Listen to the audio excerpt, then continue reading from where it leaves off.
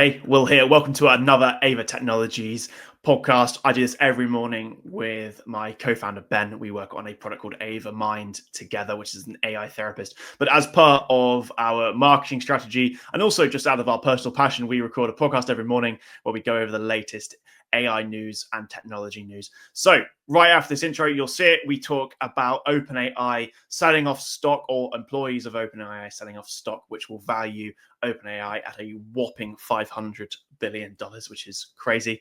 Then we go over ChatGPT's new subscription, ChatGPT Go, which enables countries in certain regions to have a much cheaper subscription. Quite interesting there and for the technology space. And lastly, we go over a rather deep conversation on AI, autonomous driving in China, as well as the rest of the world, and some of the implications on letting these technologies into our life. I hope you enjoy it. It's coming right after this intro, and I'll see you in the next video. And we are live. Will, how you doing, mate? I'm good, mate. How are you? Very good. I'm in a different location. I was going to say you're in a different setting. on his holidays. Still committed to the course. Well, there you go. So, welcome to the show. We're going to dive into a few stories. As usual, we're just picking out the latest news that's happening in the AI space. And really just give you our sort of reflections on those sort of latest topics and share with you what's happening. So we're going to keep each story to a limited 5 minutes only. So we're going to rattle through them. And what's on the let's kick off, Will. Let's go. I've got my timer going and we'll go for it. What's on the first story? We have an OpenAI deal. This is a big one, to be fair. More because of, I think, the direction that AI is heading. And by the way, quickly, not to eat into the 5 minutes too much, these are all personal opinions. Often we've seen these articles 15 minutes before we record and we discuss our thoughts briefly, but then so this is literally quite a raw opinion. So, bear that in mind as we talk. But yes, back to this. OpenAI staffers are to sell $6 billion in stock to SoftBank, as well as some other big investors.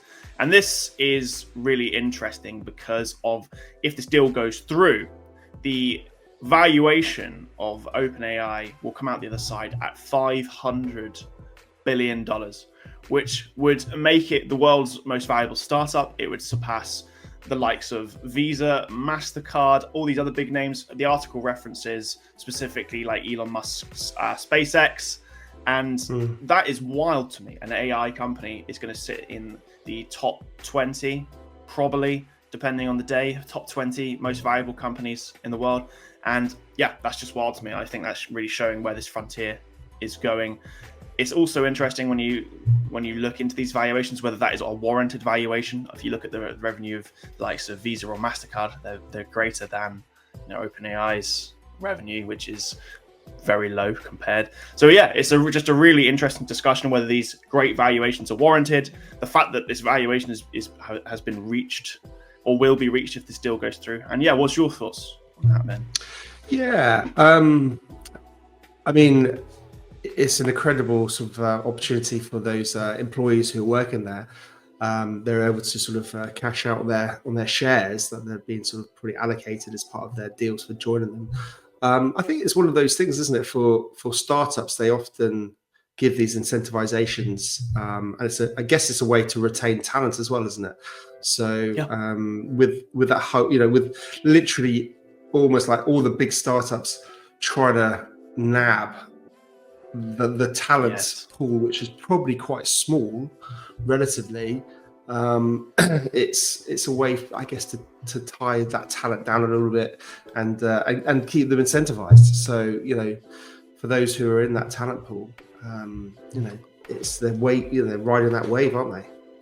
I think that really is actually a great point, which the article does reference further down, is that it's a really big tool in OpenAI's toolbox to keep that top talent in-house, because in this really big arms war where even domestically companies are trying to desperately poach top talent, how do you hang on to it? And it is a bit of a secret weapon in OpenAI's toolbox, is the ability to offer these stock deals. And if this goes through, there's going to be a lot of people rewarded for joining this startup very early and committing a lot of time to it. So no, I don't think it's. I think it's a really good thing from that point of view as well. What do you think about the fact that this company, there's an AI company that's been around for like 10 years ish, give or take, that is now valued at will be valued at this phenomenal size in the world? What do you think about that?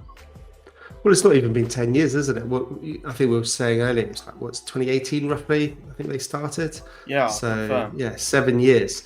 I mean, to be honest, it is wild to think that you've got a company. It has been around 2015. So it's been literally almost 10 years. Yeah. So, but still, 10 years. I mean, in the grand scheme of things, it's still, not old. And for, considering all those other businesses that have been in the, S&P 500 or whatever it is in America, it is incredible that they are now in the top 20 or whatever it is, most valuable businesses, or will be if it goes through. So it is phenomenal, but it also talks to me about how that just technology is just overtaking every industry by a magnitude that we cannot sort of almost comprehend, and that there's probably a lot of old legacy businesses which are just stagnant. And if we look at where the future's going, it's tech, technology in lots of different shapes and forms. And that's, for anyone who's maybe thinking about careers and things like that, I think it's a smart space to be in, if that makes sense. Having said that, there's a lot of danger now with AI taking a lot of those opportunities away. So it's a really interesting dilemma, and the alarm is kicking in. So we're going to have to move on, Will, to the next story. Sorry about that, guys. He's giving some wisdom there about careers, but it's the timer. You've got to respect the timer. Let me put the next story up. We have another OpenAI story. This one, we won't linger on OpenAI for too long because I don't think it's the real key detail here. I think there's a wider thing to talk about. And this is the fact that OpenAI have just released their subscription cost that costs less than $5. But it's not for you. I saw it again on Reddit. It's specifically focused on India, offering a subscription for only 399 rupees, which is less than $5. Very, very cheap. It offers 10 times usage over their free platform. And I think that aside, that's what they've done. But the bigger point that I think we should talk about here is how we make technology accessible for other people. Up until this subscription, it was ChatGPT Pro was basically $20 for everybody. No matter where you are in the world, it's $20 equivalent, which is in some places very cheap. In some places, that's very, very, very expensive and unaffordable. And I think there is a personal mission for me as well, but also I know that's shared amongst a lot of people in the technology world, that things like AI should be open and accessible to everyone. And this is an interesting thing to have to deal with because AI is so very, very expensive to develop, run, and so how do you offer it to people, in less advantaged places, or where currencies aren't as strong as the country that you're selling your product from, like say America and India. And I just thought this was really interesting and a really good move to offer a country with a less strong currency, access to this technology. And that's what this article is basically talking about. It is interesting. So the problem, of course, is the technology itself it still costs the same to, like you're mentioning that, the cost of AI is expensive. So I guess the question is, are they subsidizing it? Are they reducing the quality of the product to the audience? So let me share my screen again, and you can get a little taste of what OpenAI are specifically doing here. So I click this one. Let me zoom in on the article a tiny little bit. So here is how they position it. So you have your free tier, which everyone has, and then you have this new Go tier, which is 399 rupees. And so it doesn't give you as much usage as the Plus plan, which is, as you can see, 1,999 rupees, which is the equivalent of about $20. But you can see that they haven't given their Plus tier away for less money. They haven't subsidized it in India. They've just put out a plan that has more usage than free, but not as much as Plus. And I think that's probably a smart move, because hopefully that means it's more economically viable for them. Yeah. Whilst giving people more access. Yeah, absolutely. And you know, while we're building our product, Ava Mind, which is, for those who don't know, an AI therapeutic assistant, it's available in the App Store, Google Play. We've obviously got a free tier. It's something that's available worldwide. And again, something that I guess we don't have to necessarily think about it, because to a certain extent, the App Store manages the differential in pricing, doesn't it? Yeah, it does. I mean, you have granular control if you want to, but for the most part, it basically offers the currency conversions for you, or what you think you should price it in different regions. Again, it's whether that becomes economically viable for you as a company varies to what your costs are. But again, a lot of companies opt to just overwrite that and just charge it at the same flat rate, depending on which, whatever currency it is equivalent to. So this is an interesting move. I think this is an interesting one, because we're running out of time. We've only got a minute, and there's a lot probably to talk about, because it goes to the whole principles of almost economics. If you're building technology in the Western world where the costs are higher, then are you forced then, or are you sort of under pressure to sort of move your location, jurisdiction to a cheaper sort of production place? Because this is of course what happened in the manufacturing space. Manufacturing got outsourced to China because it was cheaper to do that, and China became the economic powerhouse of the world. So is it a move to try and sort of prevent that? I don't know. I mean, I think we've got 10 seconds and we're sort of up. There's a lot to dive into, and I think it's really interesting. One final point before we move on to the next article is how it goes the other way, and this will literally take 30 seconds. It's the way that it goes the other way. I've seen a lot of feedback of people, because this is only available in certain regions, right? And there's been a lot of feedback already that are like, well, why can't I have the Go tier? I'll pay $3.99. Yes, there is that, of course. I don't need the usage of Plus, but I need a little bit more than there is available in free. Why can't I pay $3.99? So again, it's a real hard PR, problem to deal with. So that's my final point. Well, absolutely. And people in the West might go, well, why have I to pay 20 quid and somebody else is paying $5? It's like, it seems a bit frustrating. So it is an anomaly that we have to deal with in this world, where pricing does change so much in terms of value, in terms of how far a currency can buy a good, depending on where it is. If you just travel to Asia, obviously your pounds and dollars go a lot further than they will back home. So it's a real tricky one. But of course, technology is accessible worldwide, which is fantastic, and it's accessible to everyone, which is again an important thing about AI. So yeah, interesting. I guess ultimately, sorry, we're dragging on this point. Ultimately, they do have a free tier. So ultimately, the product is accessible to everyone. Here's a thought. I wonder whether it was more about just we need to drive more conversions because we're not getting enough conversions. And that was it. Maybe so.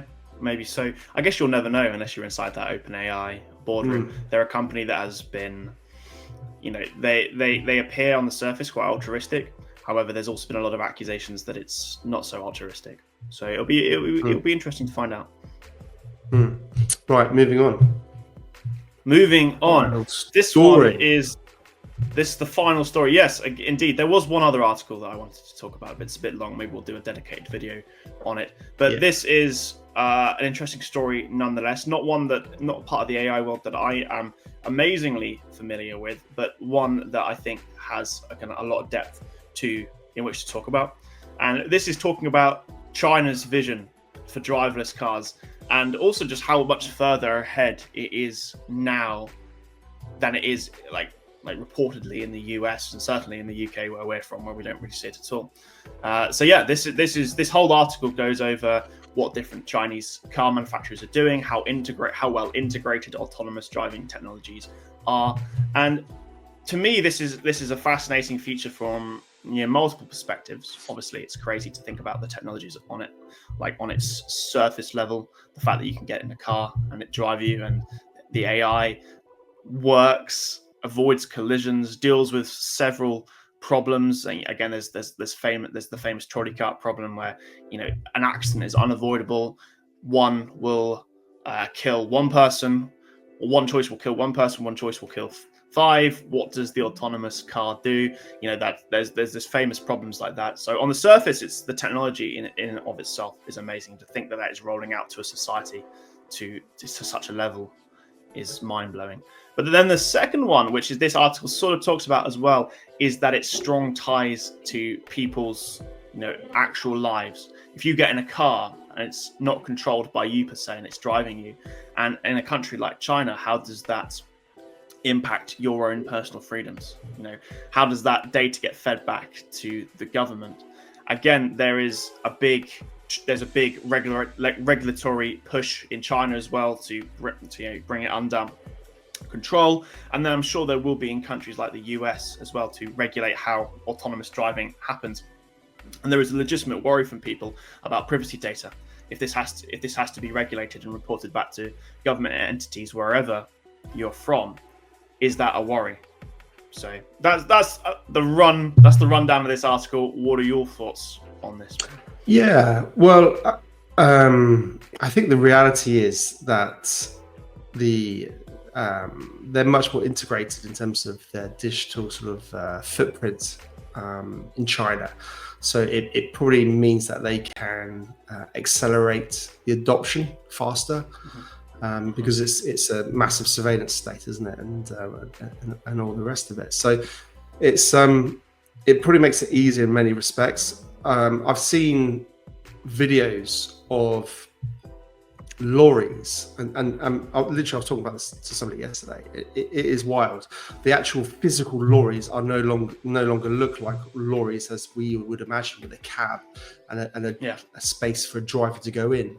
They've actually removed the cab, so even if they wanted to, they can't put a human in it. It is literally a box on wheels being driven by a robot.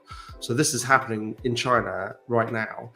Interestingly, I also saw somebody a couple of weeks ago in Japan, and he called a taxi, and it was it was a car this time. It had a place the driver could sit, but it was completely driverless.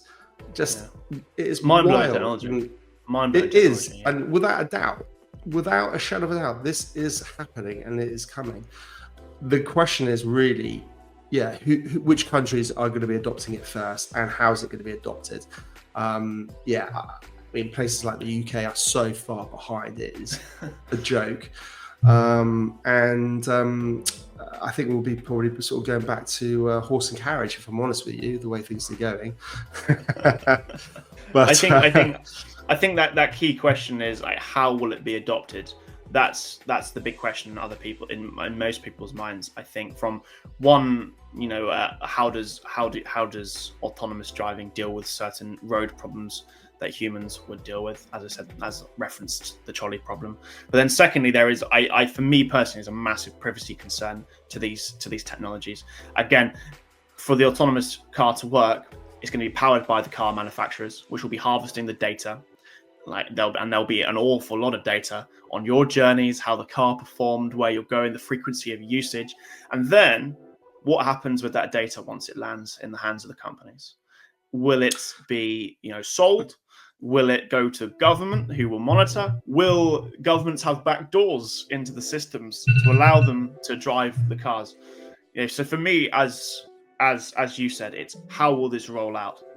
There's nothing like getting in a car and just being able to just drive it, and you don't really think about there's data being harvested on you, but it's already happening in the UK with ANPR cameras and CCTV. They know exactly where you're going and track your vehicles. But this could be another level, couldn't it? Absolutely. We just hit the 5-minute timer, but I think it's worth just sort of reflecting on this a little bit. Lingering on it. It is. I think one of the big worries from a lot of people's perspectives, including my own, is the way that an overbearing state can and potentially will impact our lives with all of these types of data collection. It's a real worry and a real concern. The problem is you build an infrastructure that is capable of collecting and harvesting this data, and the current guy or girl in power doesn't do anything bad with it. The next person doesn't do anything bad with it, but there is the toolkit to shut vehicles down, to monitor individual people, to look at their patterns, to prevent people traveling. And when you sort of imagine, okay, well, say everything's built and everyone will always be good and everyone's always going to act in everyone's best interest because that's what governments should do for their people. You build a toolkit which enables tyranny potentially, and completely, it is very worrying, because I think the reality is we don't know what's going to come in 50 years, 20 years, 10 years, 100 years. And, if somebody's got that toolkit that they can actually, monitor, surveillance, stop people from moving, stop people from traveling, and it goes further. It's not just travel. It goes to every digital aspect of your life. We can talk about money. If everything's going to the, maybe we're talking about centralized digital currencies and things like that. It's a real sort of worry that almost this digital toolkit's been built out, which really could cause major problems. And we saw it in Canada with those protests with the Canadian truckers. They were having their bank accounts frozen and all sorts. So it's awful, isn't it? It is. I mean, I'll be honest, we're building this future out, which is phenomenal and it's hugely exciting and it's futuristic and all the rest of it. But I think it goes back to, okay, well, it's probably inevitable that there's going to be a centralization part. So as an individual, you've got to think, well, I think, how can you be almost, and as builders, how do you build decentralized systems? What decentralized systems do you plug into, both in terms of AI, in terms of technology, in terms of money? So I think as an individual, it's smart not just to think that, the government is going to do your best, do everything for your best interest. I mean, we've seen that around the world with all sorts of governments. It clearly doesn't happen. So I think as individuals, we just have to be smart and savvy and be tuned into it. 100%. No, I agree completely. It's a very interesting, I think, as you said, it's happening across the board. This autonomous driving is one aspect to think about. But again, as you said, rollouts in all sorts within digital currencies, within AI. What we are producing as people using these technologies is a vast amount of data. And there are companies, if not governments, that know more than ever about our lives and what we're doing, probably better than we do. They know the patterns. And that is something to be concerned about. As you said, you hope that people will act in your best interests. However, they don't. It happens. And that's something to be really wary of. Again, as I said, a personal mission is to put this technology, specifically AI in our case, into the hands of people so it's in their control. There's always going to be an element of centralization, and there's always going to, but I think if you can build out these technology solutions that do empower people as much as possible, not harvest their information, I think that is a really good thing. Yeah, absolutely. And I mean, in terms of AI, I mean, do you want to just share with the audience, the direction that we're heading in terms of decentralized AI? Yeah. Oh, 100%. I think as we've spoken about, before on this podcast, and where we continue to strive, whether we're working on AI Mind or another client project, is that we pull in. I'm striving massively towards local AI that runs on your device, that doesn't need an internet connection. I think that's the closest future at the moment. I think we're a few years off having the the power of the frontier models today running on your phone. And I think that will be a massive step towards privacy and putting this in the hands of people that need the technology and can benefit from the technology. And yeah, so that's quite simply the core focus at the moment. There are many other things that we can do to put technology in the hands of people, but yeah, for another day probably. Yeah, absolutely. I think just going back to the previous point is the governments can't create or manage this technology or the data, or they're not capable. So what tends to happen, it tends to get outsourced to these big companies who are basically, we don't know for sure, of course, but you do wonder whether there is a lot of backhanded deals, arrangements, and all the rest of it with the powers that be, with the big boys. With makes you wonder. There are backhand. There's been several leaks over the years of conversations between organizations within the US government and US-based tech companies, UK-based tech companies, trying to get backdoors, wanting backdoors, some successfully, other times not. But that's the point. It's like, it really depends. You hope that companies and governments have your best interests at heart, but they don't always, and it really depends on the company. So yeah, well, the reality is they don't. They have their own interests at heart. Exactly, and whether they are the best interests will depend on what you think the best interest is, but often they don't align, in my opinion. No, agree. So I think it's very, and again, it's unfortunately, I think the reality is the majority of the public are sleepwalking into this dystopian future of control.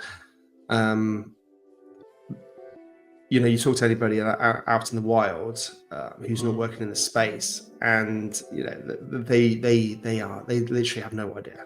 They literally have no idea of what is literally coming.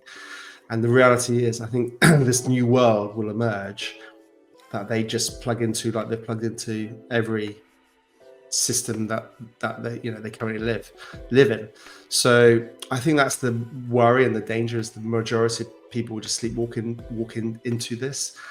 But for that, for the 1%, the 10%, 5%, whatever percentage, and obviously the more we can increase that percentage, the better, by talking about these things. Then that'll only help those people. It gives people an off ramp to not sort of just be another I guess. We're getting dystopian here, but not just another cog in the wheel for the man type thing. So it's interesting. So it is a worry, but I keep echoing. This is what is very interesting about AI specifically, is it brings up these questions like more than ever, which is what's crazy, is that the first time we're colliding within the philosophical, the moral, the ethical, the economical, and now things like privacy, how states are run, how companies are run. This technology, specifically AI, it permeates everything, and that's what's fascinating. You end up almost by accident going into these deep conversations because the technology prompts it. And what's interesting is, having this sort of technology around travel, that's going to emerge. And as the world gets more digital and people get more digital, it's going to give states, or the legacy state system, which relies on a physical place, and it gives them the ability then not just to control their population much more, but in a digital world, people become more mobile, which is a real sort of dichotomy for nation states. They don't want their people to be sort of mobile and bouncing from one country to another, or going, I don't like this country, I'm going to go to another country. That's the reality of working in a digital space. And the more digital we become, the more digital society becomes, the more and more people have that ability to sort of go, I'm not sure I like what you're doing, because that's never existed before. So I can also see it where that state control starts, because ultimately that's going to affect their power. That's going to affect, Yeah. their influence. They need to make sure they've got population growth.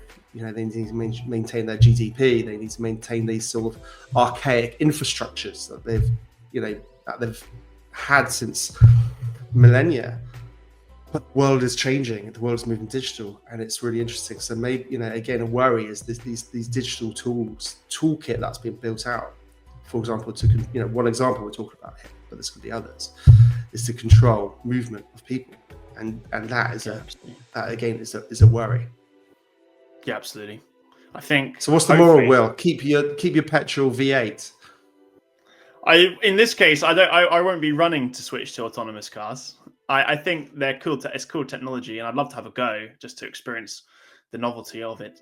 However, as much as I complain about driving, especially in this country, I don't think I'd be wanting to give up the ability to control it just yet. No. I'll be honest. There's no way I'm driving an electric car. There's no way. I'm not doing any of that. I'm very happy with petrol and diesel cars and getting a mechanic to fix it when I need it fixed. I'm not plugging it into any computer. And this is me who works in the tech space. I'm not going down that road. No, it's I'm going off grid. Right, well, I'm hiding. See, all right, I'm going. Do you know what? I hear more and more people in technology say that, which I think speaks volumes. And I'm not happy that that's the opinion a lot of people have, especially as people that are pushing the space. But I think something needs to be done. If you're holding that opinion, I think at the very least we need to work on technology that doesn't make you feel like going off grid. And yeah, a lot of the time it does. I think you get a special insight into this world because we work on it and talk to so many people in this world as well. And if you in technology are wanting to go off grid, there's something wrong there. So I think it's our duty to build at least, or try to build the technology, that doesn't make you feel like doing that. I agree. No, I agree. I worry the trajectory of the way things are tends to mean that when the toolkit's been built out for governments, they tend to sort of want to and have that ability to control. And we've seen that time and time again. So I worry it's an inevitability. And the question is when, how, what's going to happen, what's that going to look like? We don't know. But it is a real concern. But ultimately, it's almost like bigger government. It's all about bigger government, and that's not what I believe in. I believe in a smaller government. Some people don't, and that's fine. But it just gives them a toolkit to be able to, I guess, influence our lives more and more, which is the point. It's not so much this topic of these autonomous cars going, oh, how cool they are. It's about what does that mean? It's the underlying. This is like surface level scratch, and then let's dig deeper. What's it going to mean in 5, 10, 20, 30, 100%. 50 years? What's it going to be like for our children and our children's children? 100%. Are we all going to be sort of tagged and sort of monitored and say, oh, you've had your 10 car journeys for the week. You're now no longer you've got to stay in your apartment, and the door's locked because we can lock it. It is 100%. It is. A lot of these technologies are very, very, and they all are very exciting on the surface. Autonomous driving being the same thing. But yes, it's the underlying implications which require a lot of conversations. I think we've gone over the 5 minutes. we may have just slipped over. Over, guys. So I hope you're still stuck with us, and we didn't spin your heads too much. But that was our little take on the news. Indeed. But listen, I think we'll just wrap it up. Let's just leave it there. I think so. And we'll catch up with you guys tomorrow. Absolutely. Let me put the like and subscribe. And catch you tomorrow. Definitely. Take care, guys. Bye. Bye.